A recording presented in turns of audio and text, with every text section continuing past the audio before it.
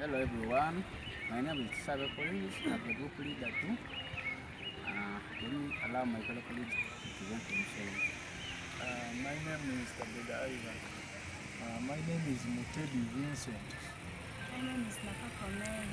I'm Namika Gladys.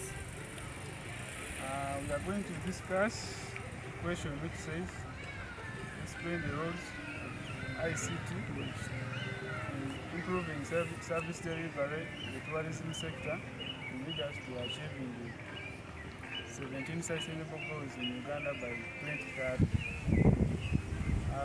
Majorly define the key terms within the concept, and my fellow colleagues will continue with the roles and the other table. Tourism refers, the word tourism organization defines tourism as a movement of people from a given locality to another, not for more than a year, for study purposes, leisure, and various reasons.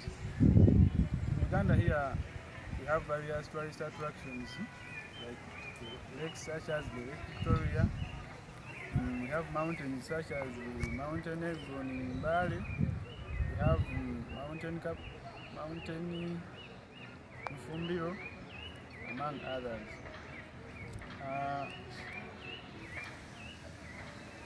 It is one of the service providing sectors within Uganda, contributing a large percentage to the GDP, which leads to the economic development of Uganda.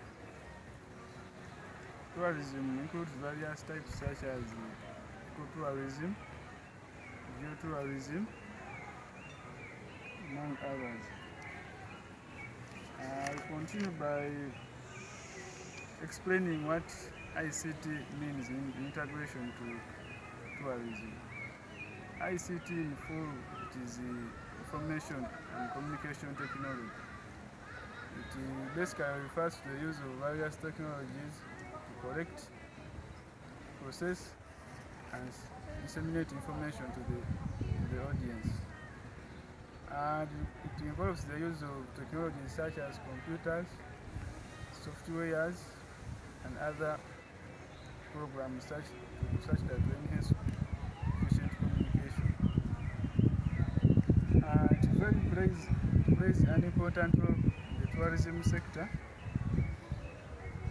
and which in turn attracts more tourists to come to Uganda. I will continue by explaining the meaning of service delivery. Service delivery, in simple terms, it means delivering of the service to meet the required needs of the audience, such as supply of water, electricity supply. Those are examples of key services maybe we have here in Uganda. And lastly, I will explain the meaning of the SDGs, which are the Sustainable Development Goals.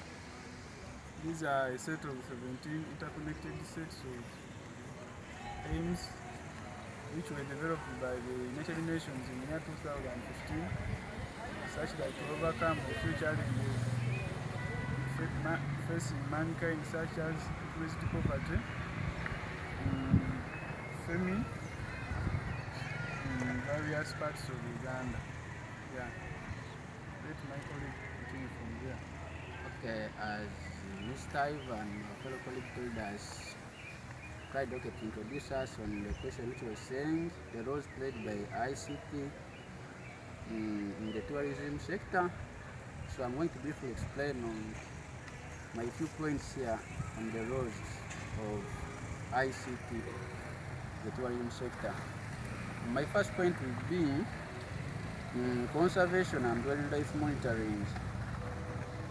ICT is used in tracking endangered species and combating of poachers. Here, for example, I can explain by saying, in case an animal like an elephant, or it can be a gorilla for example, like a sheep in the Elizabeth National Park is being injured by, for example, like a poacher, we can use the ICT tools such as in the drones, IC tools such as in camera. We have to use also the cameras to track where the animal which is being injured is located. Being located and can be maybe treated. Another use of ICT tools, they can be used to track these poachers who hunt and kill these animals, for example, in the national parks. Another point is gonna be it fosters open communication. ICT encourages team members to communicate openly and effectively with each other by the use of tools such as video conferencing, instant messaging, and other collaborative platforms. Another point will be ICT provides regular feedbacks. For example, the regular check-ins with team members provide feedback on performances and progress, and this can help this in case you have found out the challenges. This can help the members to find the possible solutions to the above challenges. Let me allow my other colleagues to add on my points. Thank you so much. Without wasting time,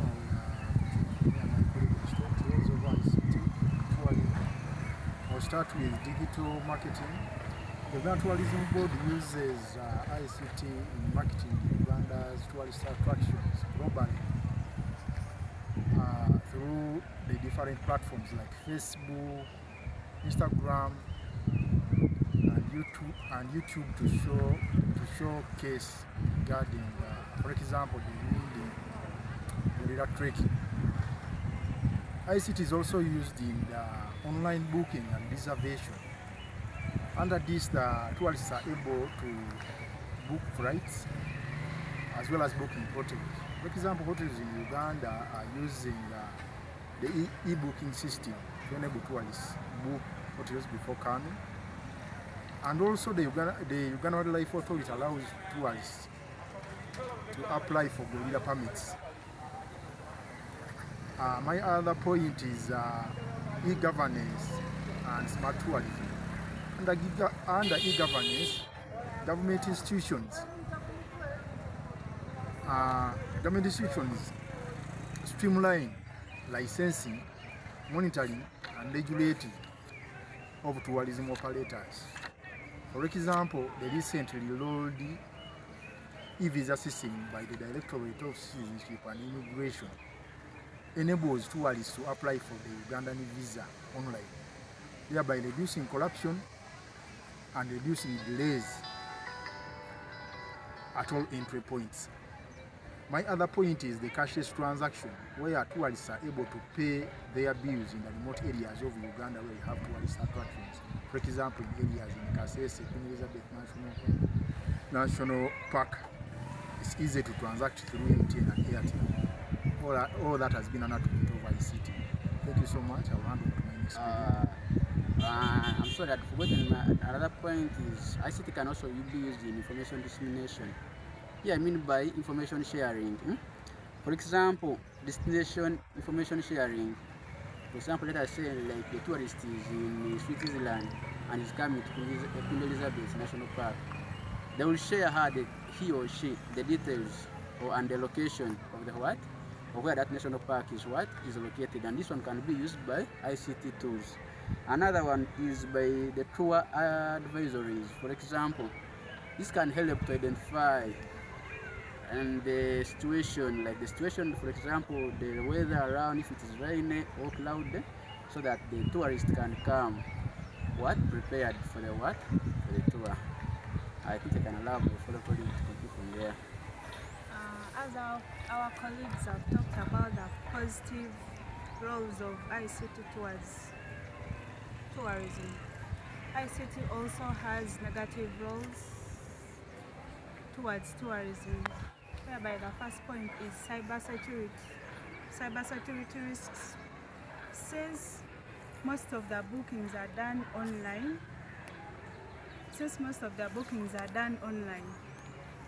this creates fraud and hacking of information by the hackers who use the internet, making it unconducive for the tourists.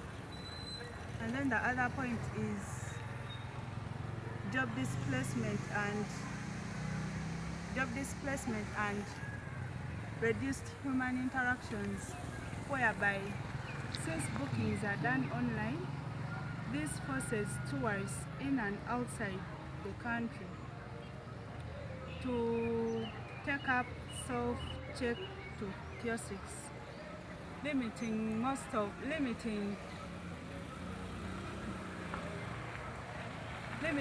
services online.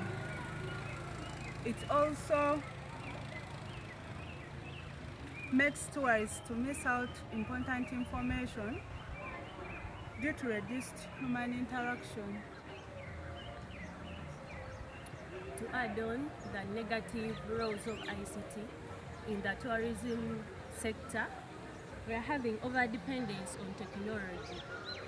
Heavy reliance on online platforms means that any system failure serves downtime or poor network coverage, which can disrupt services and booking. Another one is information and nonsensible expectations. Here, fake views, misleading photos can lead to tourist dissatisfaction. So, for example, the tourists can find the hostels looks different from those ones online. Yeah, so they can become dissatisfied. Let's go to the solutions to these negative roles. However, the first solution to the negative roles is upskill of workers who work in the tourism sector on how to use digital tools like cameras and drones that are used in the tourist centers. And the other point is encouraging hybrid systems that combine technology and personal service, hence virtual assistance. Then the other point is enforcing data protection laws to raise awareness among the tourists about the existing tourist centers in the country, and use of secure payment gateways and multi-factor authentication. Okay, on the point of over-independence on technology, we have to educate tourists and business on offline alternatives. And on misinformation and nonsensible expectation, we have to design the systems that can work even in low connectivity environment. Thank you. To end with, I'm going to give a conclusion about what we have discussed about. And in conclusion, ICT plays a very transformative role in Uganda's tourism sector, whereby improving service delivery and supporting the various sustainable development goals through online marketing, bookings, and wildlife monitoring. And this is positioning Uganda into a competitive and sustainable destination by 2030.